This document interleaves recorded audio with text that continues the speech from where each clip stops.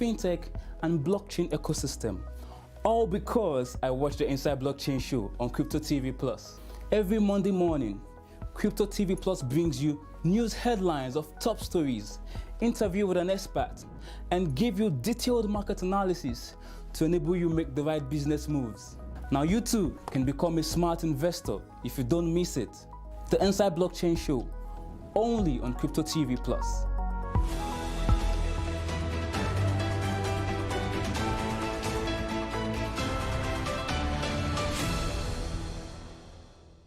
Hello and welcome to the program. You're watching Inside Blockchain live on Crypto TV Plus. I am Bobby Ayadike. Now, over the next few minutes, we'll be discussing the topic blockchain, the revolutionary technology, as I am joined live in the studio by a very prominent and remarkable individual who has continued to play a vital role in the African blockchain and cryptocurrency space. He is no other person but Mr. Paul Ezeafulukwe, Business Development Team Lead, OKEX Africa. You're welcome to the program, Mr. Paul. Thank you so much, Bobby. I'm so elated to be here. Yeah, likewise. So let's just dive right in. Now, if you've been following banking, investing, or cryptocurrency over the last decade, you may have heard the term blockchain, the record-keeping technology behind the Bitcoin network. Now, some of the key tenets of this technology is permissionless, distributed, verifiable, and secure. Now, we have come to understand that its application is not limited to creating cryptocurrencies, such as Bitcoin or Ethereum. It can also be used to finding solutions to age-long problems in healthcare, logistics, election, real estate, and more. Now, Paul, for the uninitiated or those who do not seem to know, in a minute, can you just explain what you understand by a blockchain? Like you said, a blockchain is simply for those, let me just leave out the jargons. The blockchain is simply a digital record book or a digital ledger where records are kept and encrypted and chained together. What happens is that anytime you need them, you can go there and get them, and they can't be easily tampered with, because of the encryption. That's simply what a blockchain is. There are deeper meanings, but for just the layman and people who want to start up in this industry, a blockchain is simply a digital ledger that is encrypted and chained together. It has a genesis block, and you can always see each block as you go. That's simply what it is. Not just the healthcare and financial industry, almost every aspect, every sector can be put on the blockchain. Most importantly for Africa, identity management can be put on the blockchain. Already the UAE is using a private blockchain for that, and that is one of the core issues bedeviling Africa. Africa needs to manage her identity. Africa needs to know who is entering her border per time, and it's always an issue over the years. Since 1999 that we started this current democracy that we're enjoying today, every government that comes in is always seeking to better the lot of our identity management system. But unfortunately, till today, we had almost some lockdown because of NIN.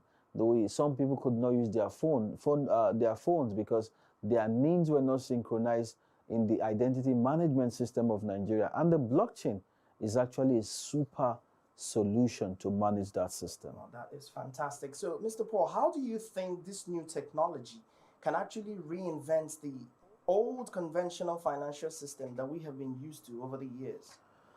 The financial system over time has been saddled with a lot of centrality, and most times you will see we had during Yar'Adua's, one of our former president, late Yar'Adua, his tenure, he was one of those who bailed out banks. After a long period of consolidation that we were expecting that these banks were solid. But unfortunately, because of the way banks are fashioned to work, you see manipulations by those at the top echelon of the banking system. We saw that with Intercontinental Bank, we saw that with Oceanic Bank and some other bank, PHB, Spring Bank, quite a number of them. Now, what has happened over the years is simply that those who we have saddled with the responsibility to manage the banking sector, they always tend to abuse the system.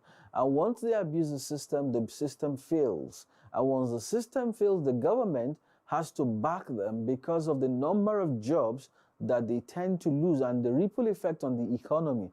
So we now have a decentralized financial system. We call it DeFi. It cuts across almost all sectors of the financial system, from insurance to banking, lending, loan application, corporate finance, cooperatives, finance, CBDs, and so on and so forth. So we have a lot of applications in the financial sector that can be put on the blockchain or tokenized.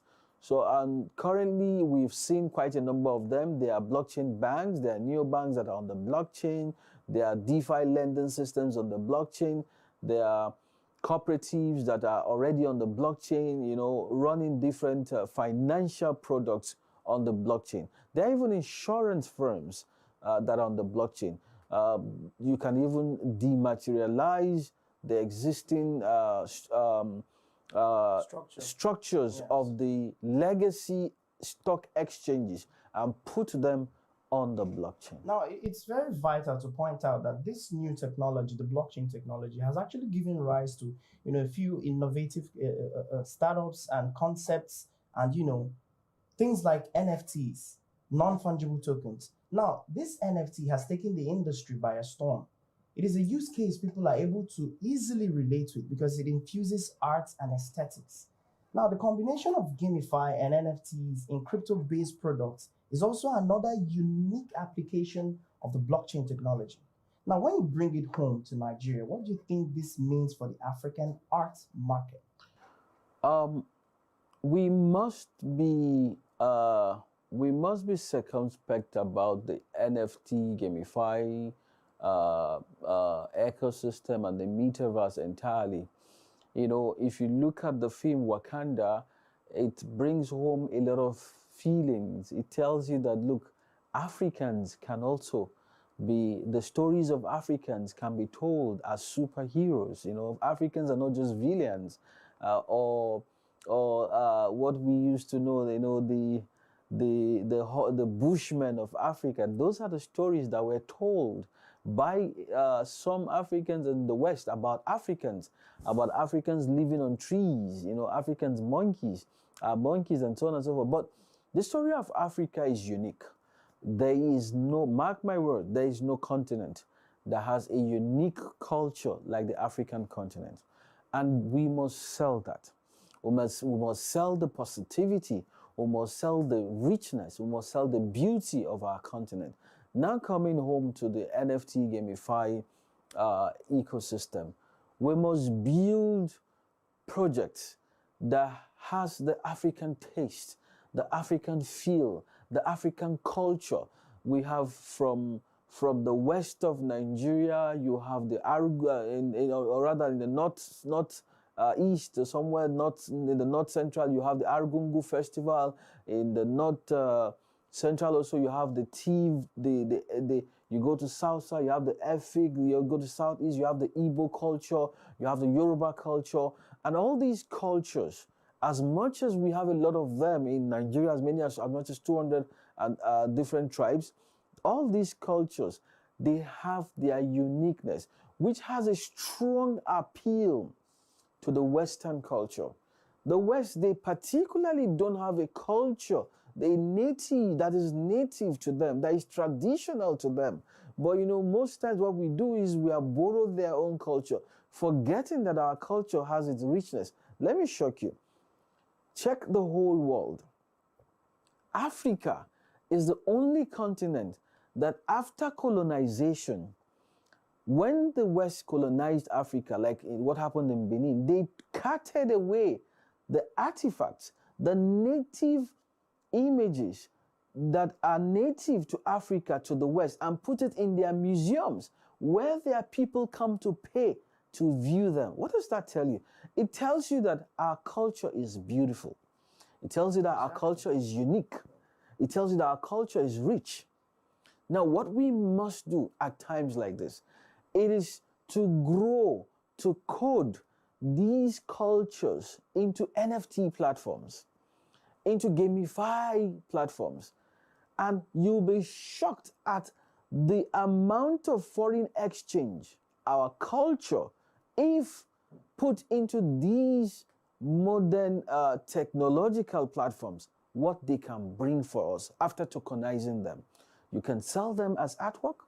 You can sell them. You can put them in games, probably village games. You can put the culture of the Benin people as game, put it in a game setting, in its own metaverse, and you'll be shocked at people who would want to understand the culture you have.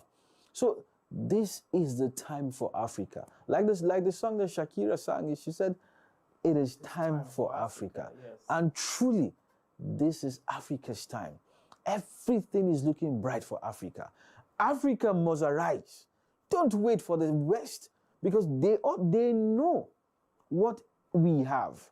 But most times we don't know. But I'm telling us to discover what we have. And the moment we discover it, begin to build platforms that will showcase it. And you will see the rest of the world want to pay to visit our metaverse, to visit our platforms, to see our artwork, to see how the Nok culture, how they were able to do the things they did, to look at the Shango tales, look at the Yoruba culture, the Adire, what they do there, how the Ijaw people are able to fish and live on water. That's what they are looking for. How do Argungu, how they're able to go there and fish and catch fishes that are even bigger than what they do in some of the boat regattas they do over there, and so on and so forth. Look at the recent coronation of the Olu of Wari. Beautiful, beautiful culture. Look at the boat regatta and so on. So all these things are what we must showcase. We must tell our stories by ourselves and not allow them to tell our stories for us. Now, that is simply fantastic. You know, it's more of an eye-opener to get to know that some of these are cultural and cultural heritage could actually be infused into the NFT space. Okay, so now let's talk about regulation. Okay, if we take a walk back, sometime earlier this year, the CBN actually placed a ban on banks facilitating cryptocurrency transactions. Now, to some people, they felt it was a challenge, and some other voices actually felt, you know, it was not fair. So, do you care to comment on that? I have a word for practitioners, stakeholders in the space. My word to you is, if we go back to original Satoshi white paper, the core fundamental of the decentralized ecosystem is P2P. P2P, peer-to-peer, and also probably B2B, business to business, without a central authority, without a central party. We must understand that part and build the ecosystem to revolve around that. If you want to do away with the centralized systems, you must empower the peer-to-peer system. And until we get there, we would be teeing away from Satoshi's vision. And most times we will be having clashes with the structured central government. Why? They do not want to lose control. Now, the second thing I need to say to people who are practicing there is, it is a matter of urgency that we do these things.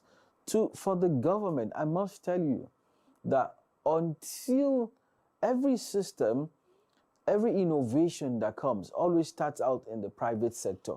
But most times, especially in the West, what the West does is they encourage, they fund, they give a level playing field for people who are innovating to pivot, to create solutions that would better the current existing solutions, which will enhance the development of that particular economy. We've seen that case, we've seen such cases in the US.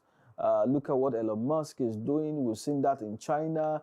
We've seen that in Asia with the Asian tigers and so on and so forth.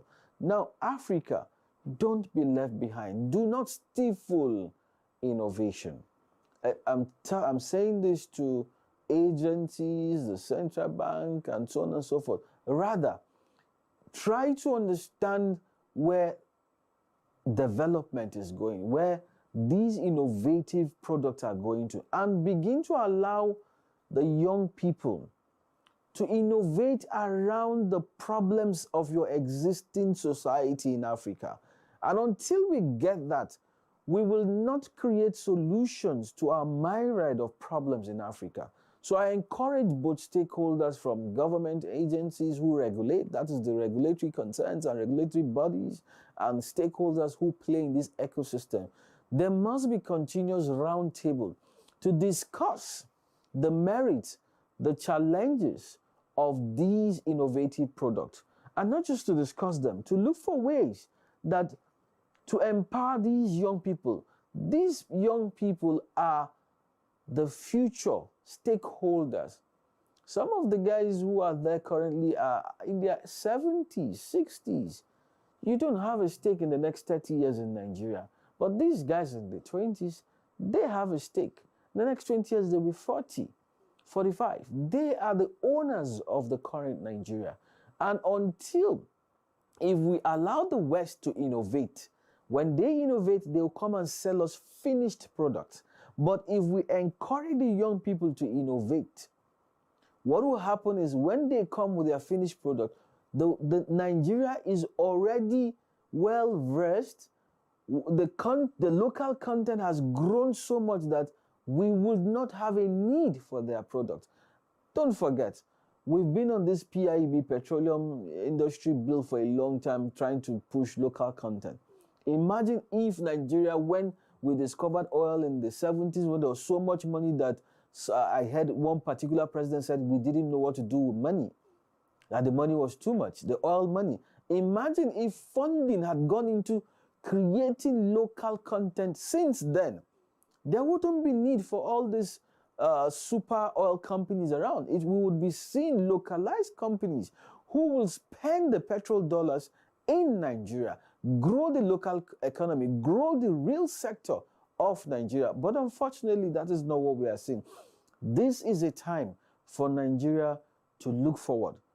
Regulators, look inwards. What is happening? What is this industry about? Yes, this industry will make you lose some certain amount of control. It will make you lose some certain amount of revenue. But if you pivot, if you grow with this system, you will still benefit from the ripple effect that the industry will create in Nigeria. So we look forward to positive engagement, not the bans, not just outrightly banning this and stopping banks from offering services. That will not solve the problem.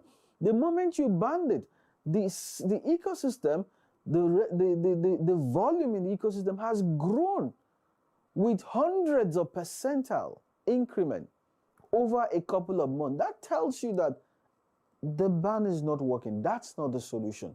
So we need to find a solution so that Africa, especially Nigeria, can from this technology. Fantastic, simply fantastic. Let us go on a short break. When we return, we'll still be looking at the topic, blockchain, the revolutionary technology. Stay with us.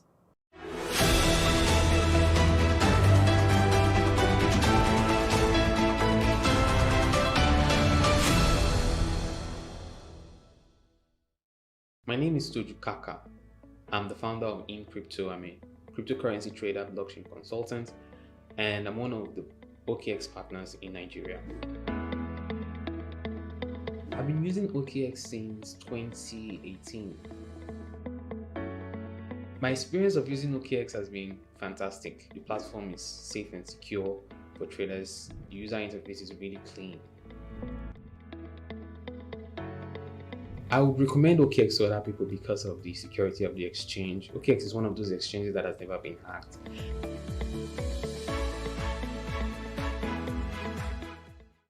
Welcome back. You're watching Inside Blockchain live on Crypto TV Plus. I'm still here with Paul Ezeafulukwe, Business Development Team Lead, OKEX Africa, as we are discussing blockchain, the revolutionary technology. Now, Paul, we understand that you are Business Development Team Lead at OKEX Africa. Now, and I know you work in the African market. However, considering OKEX has been a big Bitcoin adoption promoter, how do you plan on driving massive crypto adoption in the Nigerian financial space? We just set a new structure. I joined OKEX Worldwide this year, and I just moved to OKEX Africa, and we noticed that there's been a lull in the growth of the African market for OKEX, but fortunately for OKEX and its users, we just developed a super affiliate program where indigenous people who are native to Africa would be part of the OKEX family. And in being part of the OKEX family, it's not just about in word of mouth, it's also concerning their earnings. And the pilots, we just started a pilot test in Nigeria, and the pilot test we did was superb, I can tell you. In a couple of weeks, we are going to see a massive rollout. We are rolling out what we have in our war room. We have a lot of marketing that's going to happen in a couple of weeks. We have a lot of hackathons that will go on, trading competition. We just released a metaverse funding for Africans, $10 million to access and build around Gamefi, Socify, DeFi, NFT. Just build anything you're building. It doesn't matter whether it is for Africa or the rest of the world. Just build a quality project and you would access that funding. Apart from that, we also rolled out for Africa Block Dreams. We have some couple of funds that have been set apart to empower African projects that are doing well. And not just empowering them, we are also ready to open up our OKEX chain to these platforms. You can start your project on OKEX chain. Currently, we have about $2 billion locked on the chain, and Africans can access quite a number on those platforms. So I call on every African, every programmer who is coding on the blockchain to look towards OKEX. Any questions you have, just send me a message, paul.ezeafulukwe. My name is on the screen. Just put at OKEX.com after the name. Once you put Paul, you put .ezeafulukwe at OKEX.com. You would access me, let me know your needs, and I'll tell you what we have for you. And not just that, we have begun to reach out to communities, the coding community, the programmers, the programming community, on how to run different projects. And we also are rolling out we have a university hackathon that is coming up for undergraduates. We have for other, I don't want to mention all of them, yeah, but we have a bouquet of services that we want to roll out in Africa. And the moment we roll them out, the African ecosystem will feel OKEX. We'll get to know OKEX. Of course, we already have a presence in Africa, in Nigeria, Ghana, Kenya, Rwanda, South Africa, and so many other places. But it is going beyond that, especially with the metaverse funding that we have set aside for the African market. So we look forward to having an exciting time with stakeholders in the ecosystem. Oh, that is simply fantastic. Now, finally, Paul, before we let you go, now let's talk about the e-Naira. Now, some people feel the project was rushed, and considering the technology adopted, some people in the tech space feel the technology may not be able to handle the volume of transactions that financial institutions already handle. What do you think about that? Well, for the e-Naira, the CBN has made us to know at the stakeholders meeting we had with them that the e-Naira, that is the stakeholders meeting we had with different stakeholders in CBAN and some other groups here and there, that the e-Naira is, they had been in the works, I think since they mentioned 2017. And if it's since 2017, it's quite some time. We are just a couple of days away from the launching.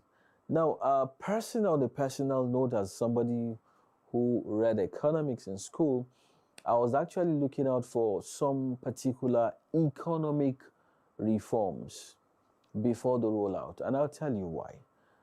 The e-Naira is simply a digital format of the existing fiat Naira. It does not automatically give value to the currency. There are things that give value to a currency. One of the things that give value to currency is the growth of the real sector of that economy. Your bank reserves, foreign reserves, purchasing power of the currency, the GDP of that nation, and so many other things. The question we must ask ourselves is, are we there? If you don't need to be told that we are yet to be there. Just announcing the e-Naira, and from January to date, the Naira has lost, I think almost more than 200 points. We've left it, I think it was about 380 or thereabout. Today, the Naira is, I sold for 565. Now the question is this: is that where we want to be? Of course, no. So what do we do to reverse this? Simply, there are developmental issues we must take care of. One of them is the insecurity that is ravaging the country. And one quick way to manage the insecurity is identity management. We must know, because sometimes when these guys are caught, some people say that they don't even know they are either Nigerians, Cameroonians, and or Chadians. So we must be able to manage our identity. Who comes in? What is coming into the country? Who is leaving the country? Once we get that correct, either through the NIN or whatever, we're on our way there. Then we must grow our real sector. We must grow, make jobs available, create opportunities for companies to do business in Nigeria, produce in Nigeria for Nigerians, without Nigerians looking for foreign exchange, US dollars, to import essential commodities. So for me, that is what we should look out for. Lastly, I wouldn't want to, because we're very close, I would want to say that the e-Naira will not succeed. But from experience of Venezuela, Zimbabwe, and some other nations, not Zimbabwe, Venezuela especially, that have tried trying to digitize their currency. We see that it didn't go well with them. Why? There are fundamental issues to be put in place, foundational issues to digitize before you digitize your currency. And I must say that I have not seen the government of Nigeria nor the central bank government do the fundamentals before the launch of the e-Naira. I have not seen it. So I am watching, but I don't think October 1st is the best time to launch an e-Naira. Well, I guess we'll just have to wait, watch, and just see how everything unfolds. Paul, I must comment that it has been an absolutely tremendous learning experience with you. And thank you for joining us on the show today. Thank you so much Thank for you. having me. Thank you once again. Thank you, guys. To sum it all up, the blockchain technology is here to stay as we continue to see innovations springing up left and right, global adoption. And one thing is for sure, we are in for the best time of our lives in this digital space. And that will be all on today's program. You can get more market updates and all the happenings captured within the world of blockchain and cryptocurrency on our website, cryptotvplus.com. Follow us on social media, Facebook and Twitter at CryptoTV Plus to get daily info on our programs. Thank you for staying with us. I am Bobby Andikin. Till next time.